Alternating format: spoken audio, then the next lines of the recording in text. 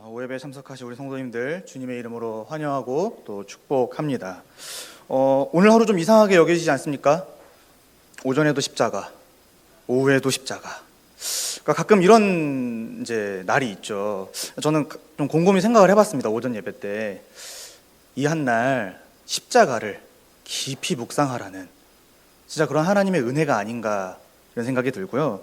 또 한편으로는 제 개인적인 이야기인데 이번 연도에 십자가에 대해서 깊이 공부할 계기가 있어서 한 달 정도 십자가를 깊이 공부했는데 요즘 십자가라는 단어만 생각을 하면은 좀 가슴이 좀 벅차는 그런 게 좀 있습니다. 또 한편으로는 이 설교 자리에 서는 게 마음이 좀 뭐랄까요? 부담이 된다고 할까요? 이 귀한 진리를 내가 잘 드러낼 수 있을까? 정말 이 십자가에 담겨진 하나님의 무한한 은혜, 정말 무한한 사랑이 있는데, 그리고 우리가 이걸 믿기 때문에 교회가 되는 거고, 우리가 이걸 믿기 때문에 천국의 복을 보장을 받는 건데, 정말 이 십자가가 이 시간 밝게 빛났으면 좋겠다, 이런 생각이 있습니다. 우리 이 시간 함께 요한복음의 말씀을 통해 십자가를 지신 예수님이라는 제목으로 말씀을 증거하도록 하겠습니다. 우리는 지난 시간까지 사도신경의 고백 가운데에 예수님께서 본디오 빌라도에게 고난을 받으셨다라는 내용을 살펴보았지요. 본디오 빌라도는 역사적 인물이자 예수님의 구속 사역을 위해 하나님이 배치하신 그런 인물이었습니다. 하나님은 이 본디오 빌라도, 바로 세상의 법정 앞에서 하늘의 권세를 부여하여 이 예수님을 죄인으로 여기신 것입니다. 그리고 그분에게 우리가 당할 모든 고난을 당하게 하셨죠. 사랑하는 성도 여러분, 사실 이 고난은 우리가 받아야 하는 것입니다. 사실 우리가 이 길을 걸어가야 되는 거고, 사실 우리가 지금도 하나님의 그 하늘의 법정 앞에 서서 하나님의 영원한 정죄를 받아 영원한 죽음과 영원한 지옥의 형벌로 들어가야 하는 것이 사실 우리의 운명이었죠. 그런데 하나님이 어떻게 하신 겁니까? 그 운명을 바꾸신 겁니다. 바로 그 운명, 그 비참한 운명을 우리가 아닌 그리스도에게로, 바로 하나님의 아들에게로 돌리신 것이지요. 그리고 그 절정은 바로 이제 십자가를 향해 가게 됩니다. 오늘 이 시간 십자가에 못 박혀 죽으시고 라는 진술에 대해서 함께 살펴볼 때 이 십자가에 대해서 두 차례에 걸쳐서 좀 설교를 하도록 하겠습니다. 오늘은 먼저 왜 십자가에 달려야 했는가? 다른 여러 가지 사형 방법이라든지 고문 도구가 있었을 텐데 왜 꼭 십자가여야 했을까? 그리고 그 다음 시간에는 그럼 십자가에 달려 죽으셔야 했을까? 분명히 그 십자가에서 능히 내려오실 수 있는 분이신데 왜 죽으셨을까? 이 두 가지를 함께 살펴볼 때 오늘은 십자가에 대해서 깊이 좀 묵상해 보도록 하겠습니다. 오늘 말씀을 천천히 좀 살펴보면서 나가죠. 오늘 17절에 보시면은 예수님께서 이제 본디오 빌라도의 판결대로 골고다에서 십자가에 못 박히시는 장면으로 본문이 시작이 되죠. 빌라도는 재판 이후에 예수님을 군인들에게 넘겨줍니다. 그리고 그 군인들은 예수님에게 십자가를 지게 하고 해골, 그러니까 골고다라고 하는 곳으로 데려갑니다. 그리고 예수님의 십자가를 두 명의 죄인들 사이에 이제 세우게 되는 것이죠. 여기 17절에 보시면은 그들이 예수를 맡음에 예수께서 자기의 십자가를 지시고 라고 되어 있습니다. 이건 다른 복음서들과 달리 요한복음에만 나오는 독특한 기록이죠. 왜냐면은 이 다른 복음서들에 보면은 구레네 사람 시몬이 예수님의 십자가를 지고 가는 것으로 마테마가 누가는 표현하는데 사도 요한은 예수님이 자기 십자가를 졌다 이렇게 설명을 합니다.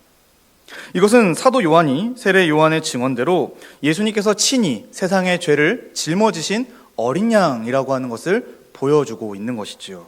그래서 요한복음 1장 29절에 이튿날 요한이 예수께서 자기에게 나아오심을 보고 이르되 보라 세상 죄를 지고 가는 하나님의 어린 양이로다. 그러니까 예수님께서 친히 자기 십자가를 지셨다라는 것은 죄를 지시고 가시는 그 장면을 우리에게 보여주고 있는 것입니다. 그리고 예수님께서는 어디에 십자가에 매달리십니까? 해골, 곧 골고다라고 하는 곳에 매달리시죠. 사실 성경에서 골고다에 대해서 많이 언급하지 않기 때문에 우리가 충분하게 이곳이 어떤 곳이다라고 설명하기는 좀 어렵습니다. 그런데 성경의 기록, 특별히 20절에 보시면은 예수께서 못 박히신 곳이 성에서 가까운 고로 많은 유대인이 이걸 봤다고 하는데, 아마 이 골고다, 이 해골이라고 하는 곳은 예루살렘 성에서 그리 멀지 않은 장소인 것 같습니다. 그리고 많은 사람들이 보았다고 하니 큰 길가에 정말 대놓고 있는 그런 장소였던 것이죠. 그리고 예수님께서는 십자가에 못 박히실 때 두 사람이 함께 좌우편에 못 박히게 됩니다. 이들은 누굴까요?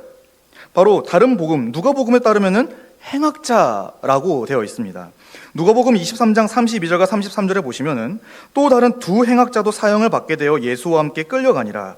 해골이라 하는 곳에 이르러 거기서 예수를 십자가에 못 박고 두 행악자도 그렇게 하니 하나는 우편에 하나는 좌편에 있더라.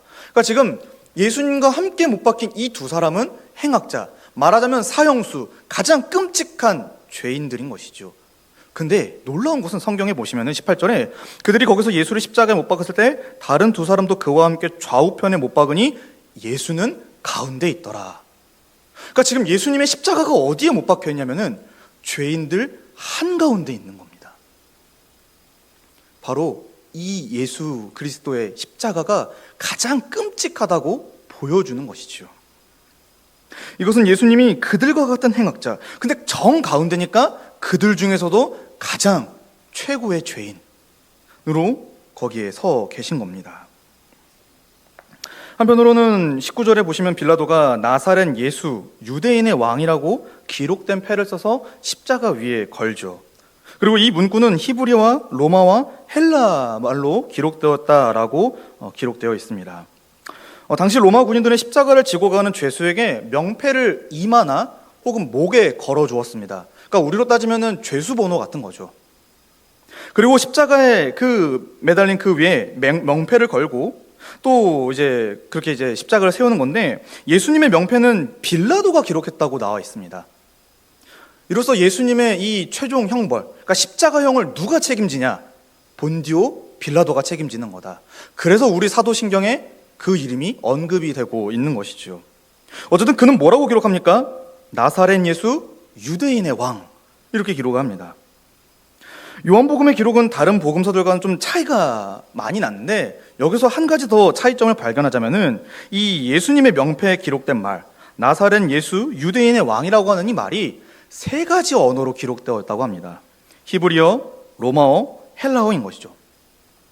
사실 빌라도가 왜 이런 행동을 했는지에 대해서 성경이 구체적으로 설명해 주지 않습니다.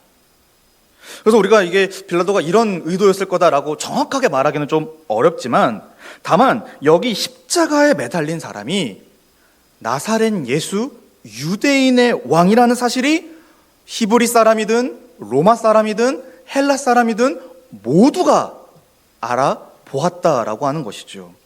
어쩌면 이것은 온 민족을 향한 하나님의 계시일지도 모르겠습니다. 하나님께서 모든 사람에게 보여 알려주신 것이죠. 봐라, 여기 이 십자가에 매달린 사람, 이 사람은 나사렛 예수 유대인의 왕이다. 그래서 21절에 보시면 유대인의 대제사장들은 빌라도에게 팻말의 내용을 바꿔달라고 요청합니다. 유대인의 왕에서 자칭 유대인의 왕으로 말이죠. 아마 그들의 입장에서 빌라도가 쓴 팻말, 그러니까 십자가에 달린 이 사람이 자신들의 왕이라는 이 말이 굉장히 받아들이기 어려웠을 겁니다. 왜냐하면 두 가지 이유를 생각해 볼 수 있는데, 유대인의 왕, 근데 십자가에 매달린 사람, 이렇게 되어 있으면 어떻겠습니까? 마치 그들이 자신들의 왕을 죽인 것처럼, 그러니까 반역죄를 저질렀다는 의미가 보여질 수도 있고, 두 번째로 십자가에 매달렸는데 이 사람이 우리의 왕이라고? 난 받아들일 수 없는데 그가 왕이라고? 그래서 이 팻말에 어떤 단어를 넣습니까? 자칭 유대인의 왕. 그러니까 그는 우리가 인정한 왕이 아니야. 그는 자기 스스로 왕이라고 했어. 그러니까 우리랑 상관없는 인물이야. 그러니 바꿔주십시오. 이런 요구를 하는 것이죠. 제가 설교를 준비하면서 여러 가지 이제 신학 서적과 주석을 좀 보니까, 어떤 신학자들은 이 빌라도 21절에 나타난, 그러니까 20절과 21절에 나타난 빌라도의 행동을 가리켜서 대제사장들에 대한 그의 소극적인 복수라고 말을 합니다. 그러니까 왜 이렇게 해석을 하냐면은, 빌라도는 양심적으로 예수님이 십자가에 달려 죽을 만한 인물이 아니라는 것을 알았습니다. 우리가 지난 시간에 살펴봤던 요한복음 19장 4절과 6절에 보면은 빌라도가 이렇게 얘기합니다. 나는 그에게서 아무런 죄도 찾지 못하였노라. 그러니까 지금 이 빌라도는 예수님이 어떤 사람인지를 양심적으로 알았고, 그래서 그 대중들 앞에서 양심적으로 말을 했습니다. 나는 이 사람이 죄인인지 모르겠다.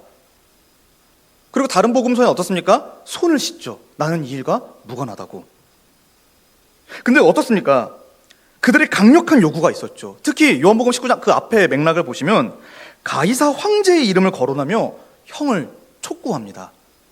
가이사 외에는 우리에게 왕이 없습니다. 지금 당신이 여기서 우리의 요구를 들어주지 않으면 가이사를 인정하지 않는 것이 됩니다. 그러니 십자가에 못 박으소서.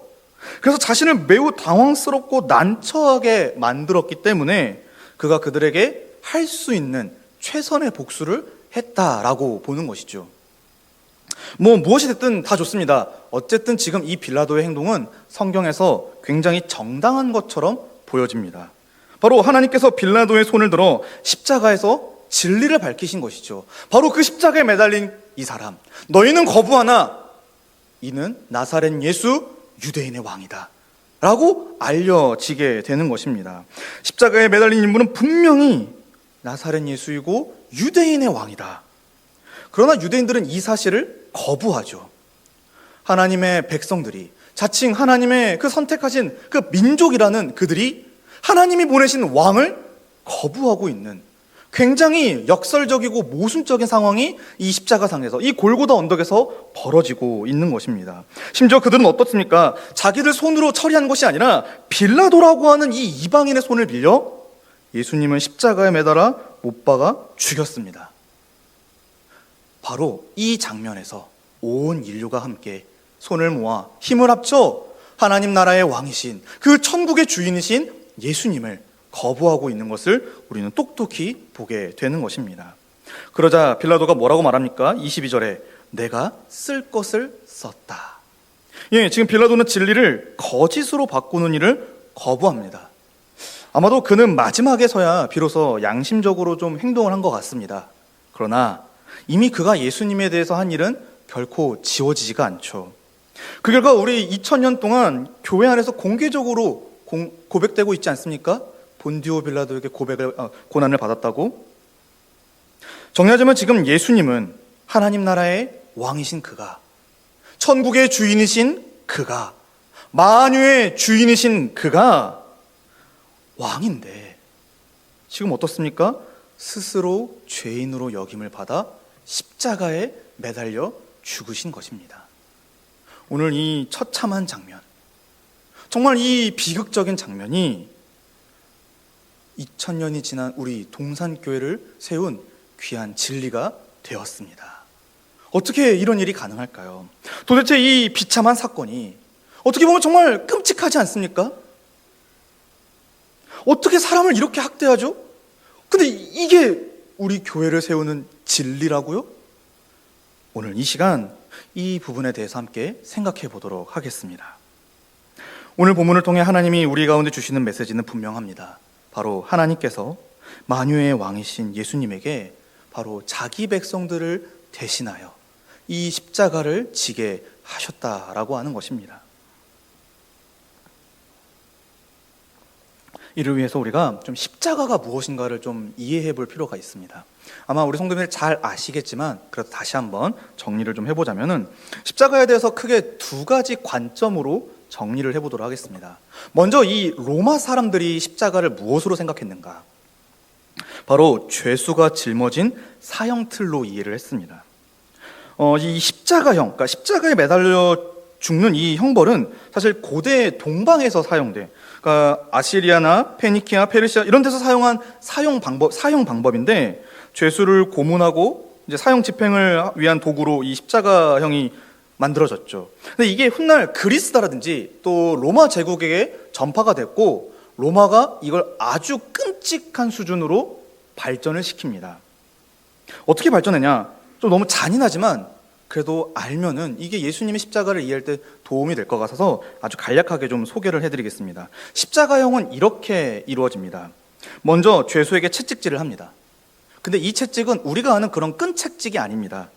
그 끝에 온갖 흉기가 달려 있습니다. 크고 작은 흉기들이죠. 그래서 이걸로 매우 칩니다. 그럼 어떻게 됩니까? 피부가 벗겨지고 그 벗겨진 피부 사이로 흉기가 들어가 또 근육이 찢어집니다. 이걸 밤낮으로 합니다. 그리고 이어서 죄수는 그날에 처형당할 날에 자기가 매달릴 십자가 가로막대를 지고 처형장까지 이동한다고 합니다. 이게 좀 학자들마다 좀 견해가 다르긴 한데 제가 찾아온 이제 기록에 따르면은 가로막대, 그러니까 십자가가 이렇게 있으니까 이 가로막대를 들고 처형장까지 가게 되는 것이죠. 왜냐하면 거기 처형장에 이미 세로막대가 박혀져 있다고 합니다.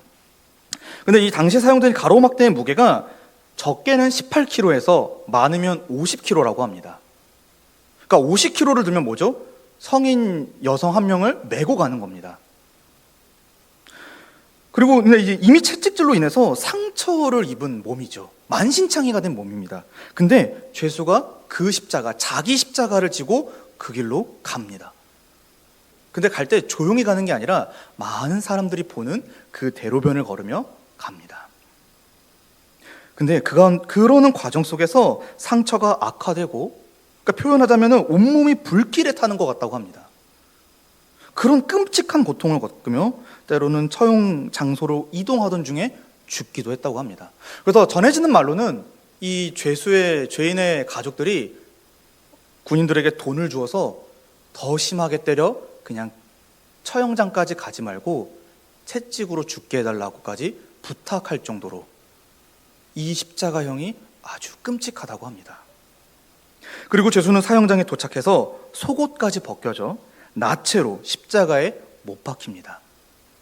그리고 십자가에 눕혀서 손목과 발 뒤꿈치에 12에서 18cm 정도의 초대형 대못이 박히는데 제가 이게 가늠이 안 돼서 직접 자로 쟀는데 요렇게 한 뼘이 17cm 정도 나옵니다. 여러분 이해가 되십니까? 이만한 길이의 못이 죄수의 손목과 발목을 통과합니다. 그리고 못이 두꺼웠다고 합니다. 그러니 그 고통이 어떠하겠습니까? 마지막으로 죄수는 그렇게 십자가에 매달려 죽을 때까지 방치됩니다. 이때부터 최악의 고통이 시작되는데 특히 이 못 박힌 상처에 가해지는 고통은 말할 것도 없지만 이 십자가에서 가장 끔찍한 고통이 뭐냐면은 숨을 제대로 못 쉬는 겁니다. 이렇게 매달릴 때 밑에 발 지지대가 없습니다. 그러니까 죄수는 어떻게 지지하는 거냐면은 이렇게 발을 들고 못 박힌 발을 들고 자기 체중을 자기 발로 버티는 겁니다. 근데 이러다 보면 어떤 문제가 발생하냐면은 우리 신체 구조상 요 폐가 눌리게 됩니다. 왜냐면 아프니까 자꾸 몸을 들죠. 그럼 어떻게 됩니까? 숨을 못 쉽니다. 이걸 1000번 이상 반복해서 기절했다 깼다 기절했다 깼다를 반복한다고 합니다. 그래서 십자가에 매달린 죄수는 보통 질식사 혹은 심정지로 죽는다고 합니다. 그러니까 십자가에 매달린 죄수들은 겪을 수 있는 모든 고통은 다 겪고 죽는 겁니다.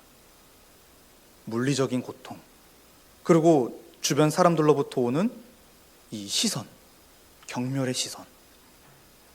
여러분, 이 로마인들은 그런 방식으로 십자가형을 행했던 것이죠. 그래서 이 십자가형은 1세기 로마인들에게 가장 잔인하면서도 고통스럽게 죽게 하는 방식이고 동시에 인간이 겪을 수 있는 최악의 수치와 혐오를 상징한다고 합니다. 당시 그들에게는 명예를 목숨보다 중요하게 여기는 문화가 있었는데 사실 우리도 그런데 그때 당시엔 더 심했겠죠.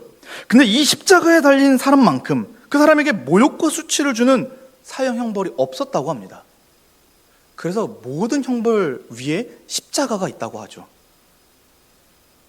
따라서 당시 모든 사람이 두려워하고 가장 피하고 싶고 생각조차 하고 싶지 않았던 게 바로 이 십자가입니다.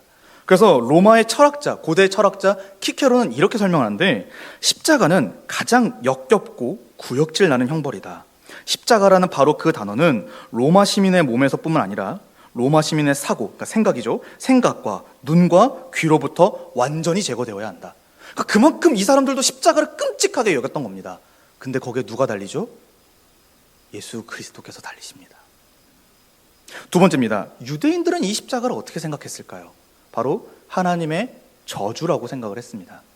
신명기 21장 22절과 23절에 보시면은 사람이 만일 죽을 죄를 범하면, 여기서 죽을 죄를 범한다는 것은 하나님의 율법을 어기는 겁니다. 내가 그를 죽여 나무 위에 달거든 그 시체를 나무 위에 밤새도록 두지 말고 그날에 장사하여 내 하나님 여호와께서 내게 기업으로 주시는 땅을 더럽히지 말라. 나무에 달린 자는 하나님께 저주를 받았음이니라. 신명기 말씀 때문에 유대인들에게 이 나무에 매달리는 것은 하나님의 율법을 어김으로써 하나님의 형벌, 저주, 죽음을 의미합니다. 바꿔 말하면 율법을 어긴 자로서 여호와의 총회, 이스라엘이라고 하는 하나님 나라 백성의 그 계보에서 끊어졌다라고 하는 그런 의미를 갖고 있는 것이지요.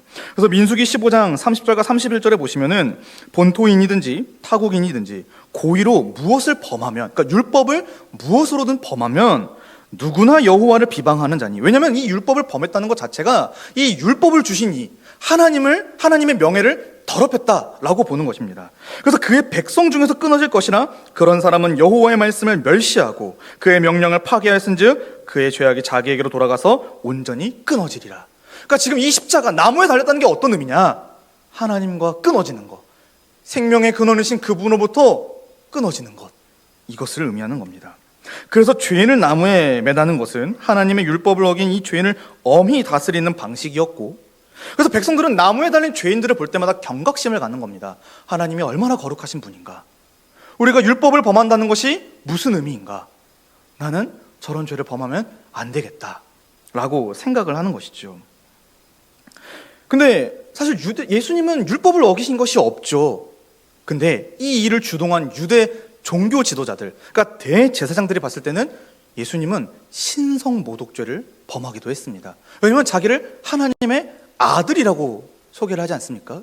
그러니까 그런 여러 가지 명목들을 갖고 고발을 한 겁니다. 그리고 형을 집행했지요. 공교롭게도 예수님이 지은 십자가는 나무로 만들어졌습니다. 더욱이 예수님이 십자가에 못 박히시기 전까지, 바로 예수님이 그 예루살렘을 입성하실 때까지만 해도 유대인들은 무슨 생각을 했습니까? 아, 드디어 메시아가 왔구나. 아, 저분이 바로 그 그리스도시구나. 근데 지금 현실은 뭐죠? 그가 나무에 매달려 있습니다. 그 유대인들이 그렇게 끔찍하게 여기는, 심지어 로마 사람들도 저건 안 돼 라고 말하는 그 십자가에 그 메시아가 달려 있는 겁니다. 그 메시아가 하나님의 저주를 받아 죽고 있는 것이죠. 그러니 유대인들에게 얼마나 이 사건이 충격적인 사건이겠습니까? 정리해보자면 이 십자가라고 하는 것이 무엇인가? 바로 죄인이 감당해야 할 고통과 수치, 무엇보다도 사랑하는 성도 여러분, 하나님과 단절되는 죽음을 의미합니다. 바로 죄의 형벌인 것이지요. 근데 왜 성경이 이걸 우리에게 보여주고 있습니까? 왜 하나님은 이 사건을 우리에게 이 성경에 기록해 주셔서 우리에게 보여주고 계십니까? 바로 이 형벌, 이 고통, 이 수치, 이 저주, 이 형벌이 원래 누구 겁니까? 바로 우리 거지요. 바로 우리가 이 십자가를 지고 가야 하는, 바로 우리가 하나님 앞에서 자칭 왕이라고 떠들고 다녔던, 교만하게 살았던 그런 죄인이기 때문에, 극악무도한 죄인이기 때문에 사실 이 십자가는 내 겁니다. 내가 져서 내가 고통을 받아야 하는 것이지요. 왜 그렇습니까? 아담 이후로 모든 사람이 하나님 앞에서 조금도 의를 행할 수가 없으며, 더욱이 하나님을 적극적으로 거부함으로써 날마다 진노와 그 형벌을 더해가는 자들이 바로 우리 죄인들입니다. 이 사실을 절대 외면해서는 안 되지요. 죄가 무엇입니까? 거짓말하는 거요? 도둑질하는 거요? 조금 불성실한 거요? 아니요, 하나님을 거역하고 반역하는 거. 그분의 모든 뜻에, 그 거룩하심에 반항하는 그 모든 불순종이 다 죄입니다. 그러니 모든 죄, 크고 작든지 알고 짓든지 모르고 짓든지 모든 죄는요, 하나님에 대해서 지은 거기 때문에 엄히 다스림을 받아야 합니다. 근데 무엇으로 우리가 죄를 깨달을 수가 있죠? 무엇이 우리를 죄인으로 깨닫게 합니까? 바로 하나님의 율법입니다. 하나님께서 이 율법에 자신의 뜻을 기록해 두셨고 그 모든 계명에 순종할 것을 우리 모든 사람에게 요구하셨죠. 혹은 문서화된 율법, 이 이스라엘 백성들이 받았던 그 10계명을 비롯한 율법을 우리가 보지 못했다 할지라도 우리 각 사람 마음에 양심이 있어서 이 양심에 거슬리는 일을 하지 않도록 그렇게 이 사람들을 인도하신 것이 하나님인데, 우리 인류는 어떻습니까? 하나님이 글로 적어주신 이 율법도 버렸고 하나님이 마음 가운데 새겨주신 이 양심도 다 버린 자들입니다. 그래서 우리는 날마다 죄인입니다. 그런데 여기서 하나님이 요구하신 순종, 그러니까 하나님이 그럼 어떤 사람을 의인이라고 여기시는가 했을 때, 이 율법의 모든 것을 항상 지키는 사람, 365일 24시간 그 모든 계명을 항상 지킬 때 그는 의인입니다. 그는 죄인이 아니죠. 근데 우리는 어떻습니까? 우리는 매 순간 넘어지죠. 우리는 매 순간 하나님의 계명으로부터 등을 돌리죠. 우리는 날마다 이 양심이 거스르는 일들을 마음껏 합니다. 그리고 우리를 합리화하죠. 이 정도는 괜찮아. 남들도 다 하는데, 세상이 다 그렇게 굴러가는데 그렇게 먹고 사는 거야 라며 하나님 앞에서 이 죄가 얼마나 무서운지를 모르고 살아가는 것이죠. 왜 그렇습니까? 우리 안에 이 죄책과 부패가 있기 때문입니다. 도무지 우리 스스로 해결할 수 없는 이 죄의 유혹, 죄의 영향력이 우리에게 남아있는 것이죠. 제 아무리 생각과 마음으로 결단을 하더라도 하나님이 요구하신 그 수준의 순종을 도무지 이룰 수 없는 것이 바로 우리들입니다. 그러니 사실 우리가 이 말씀을 우리에게 비춰봤을 때 소망이 없는 겁니다. 내가 죽어야 되는데, 내가 그렇게 끔찍하게 죽어야 되는 건데, 사실 내가 그 자리에 있어야 되는 건데. 거룩하신 하나님은요, 당연히 우리에게 진노하셔야 합니다. 그들을, 죄인들을 형벌로 다스리셔야지 그게 공의로운 겁니다. 만약 하나님이 죄인들에게 어떤 형벌도 내리지 않는다? 그건 공의로우신 분이 아닙니다. 거룩하시기 때문에 반드시 죄에 대해서 반응을 하시고, 그 반응이 무엇이냐면은 진노와 형벌이라고 하는 것입니다. 따라서 예수님이 지신 십자가는 본래 죄인인 우리에게 내려져야 할 극악무도한 사형 선고이자 하나님의 저주라고 하는 것이지요. 그러니 우리는 십자가를 볼 때 우리가 하나님 앞에서 얼마나 끔찍한 죄인인지를 깨달아야 합니다. 우리가 너무 적나라하게 드러나는 것이죠. 사랑하는 여러분, 우리가 범한 죄는 단순히 윤리적이고 도덕적인 결함이 아닙니다. 또 사회와 환경이 우리로 그렇게 만들게 된 그런 어쩔 수 없는 실수, 이런 것도 아니에요. 무엇입니까? 온 세상을 창조하고 다스리시는 하나님, 거룩하신 왕 앞에 대한 적극적인 반역입니다. 여러분, 이 사실을 꼭 기억하시기 바랍니다. 이거 그리고 진짜 심각하게 생각하셔야 합니다. 우리는 죄를 너무 가볍게 생각하는 경향이 있습니다. 저도 그렇고요. 아니요, 이 죄가 얼마나 큰가, 하나님 앞에서 이 죄가 얼마나 무거운 거고, 하나님이 이 죄를 도대체 어떻게 생각하시는가, 이걸 우리가 생각해 본다면 우리가 죄를 짓고자 할 때 반응하게 되는 거죠. 너무 깜짝 놀라는 겁니다. 아니, 내가 이런 죄를 짓는다고? 아니, 이게 내 모습이라고? 더불어 이 죄로 인해서 우리에게 벌어진 결과에 대해서도 우리가 진지하게 생각해 봐야 합니다. 무엇입니까? 첫사람, 이 아담의 범죄 이후 우리의 존재, 우리의 관계, 또 우리가 속한 모든 사회가 불안정하게 되었지요. 더욱이 생명의 근원이신 하나님을 스스로 떠났기 때문에 우리에게 남은 것은 죽음밖에 없습니다. 영원한 형벌밖에 없지요. 이것이 우리의 현실이고, 가장 큰 문제는 무엇이냐면은 이걸 우리가 어떻게 해결할 수가 없다는 겁니다. 아무리 착하게 살려고 노력해도, 아무리 결단하고 의지를 품고 뭔가 계획을 세우더라도 딱 1시간만 주어지면 우린 지옥 가기 충분한 자들이 되는 겁니다. 그럼 어떡합니까? 도대체 이 문제를 어떻게 우리가 해결할 수 있습니까? 도대체 이 하나님의 영원한 심판 앞에 우리가 벗어날 수 있는 길이 무엇입니까?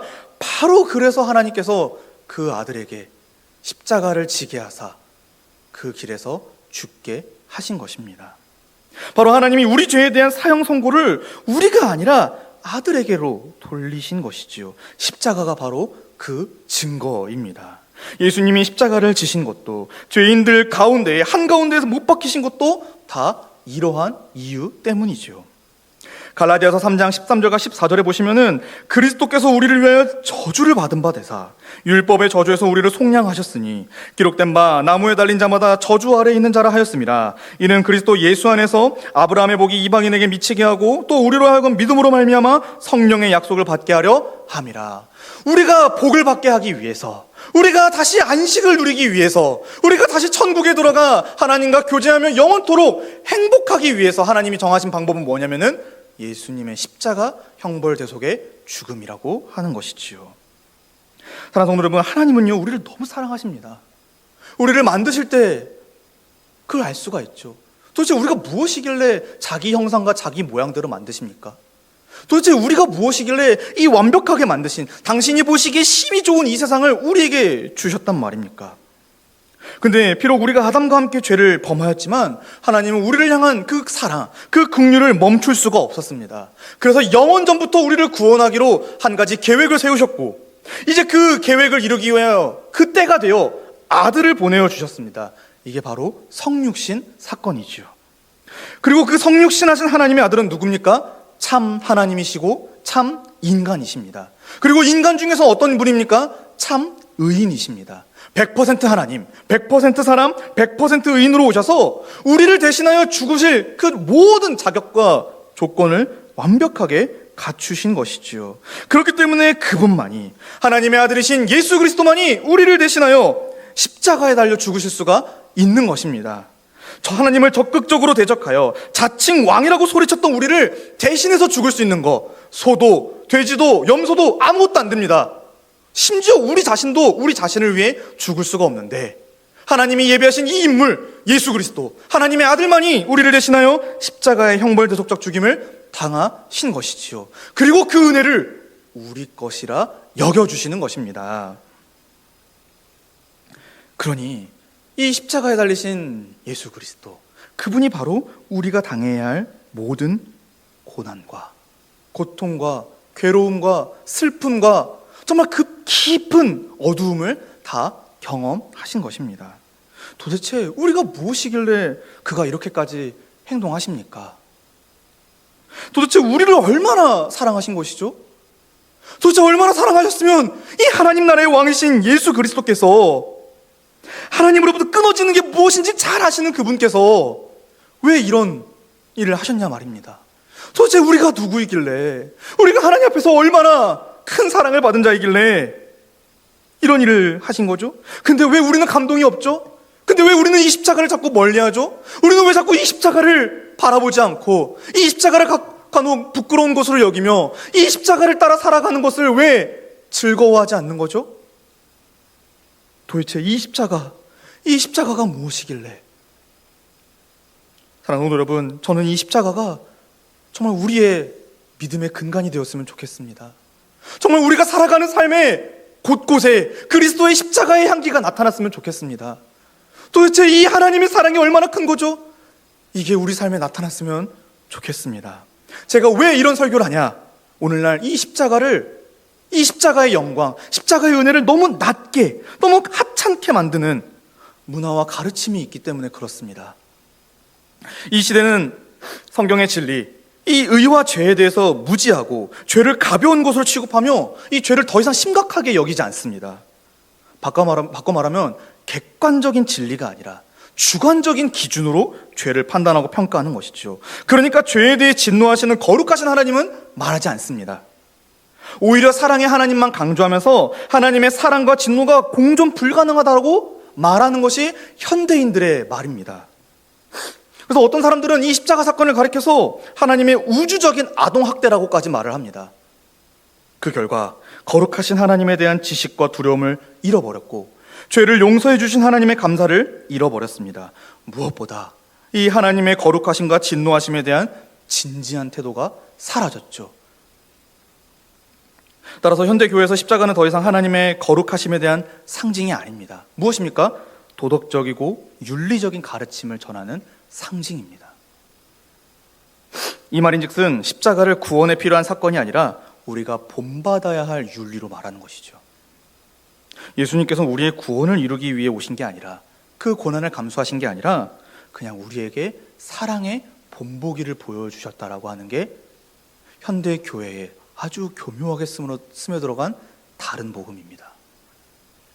근데 이게 진짜 십자가입니까?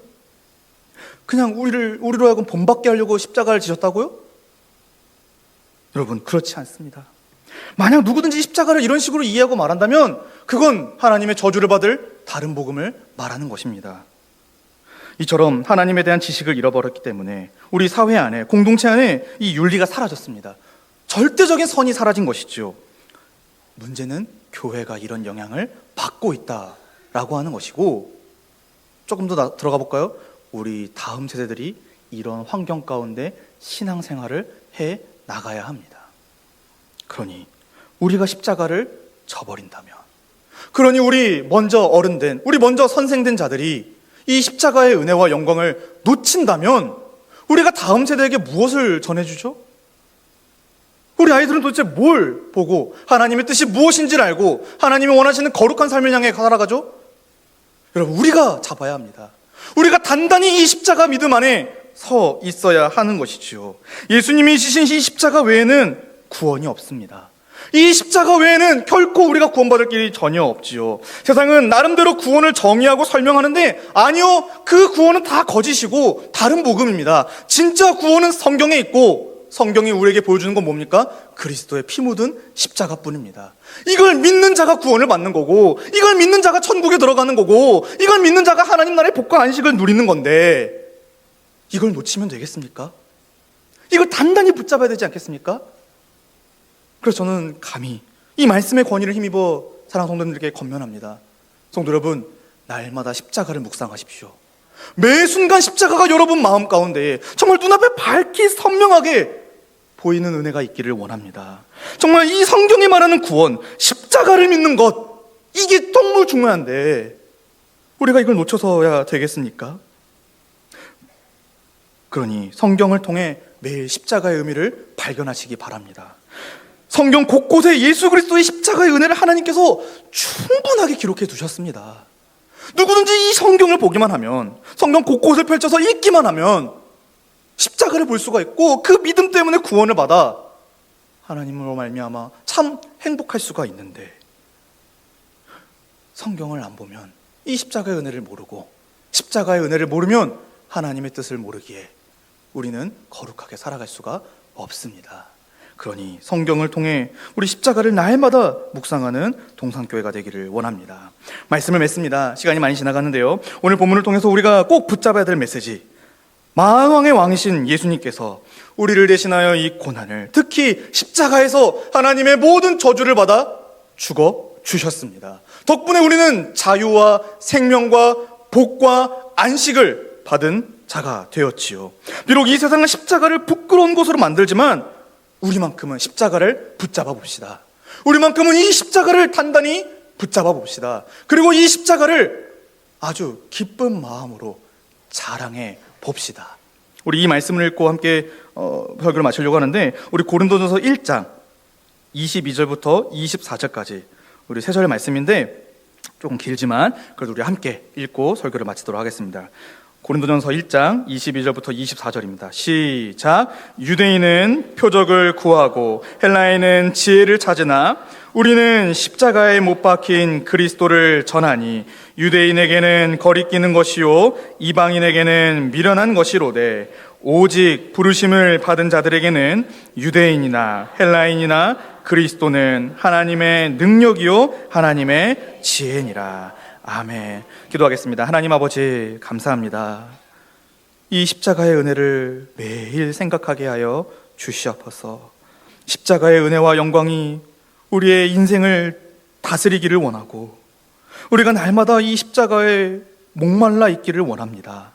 하나님, 십자가를 더 알아가게 하여 주시옵소서. 예수님의 이름으로 기도합니다.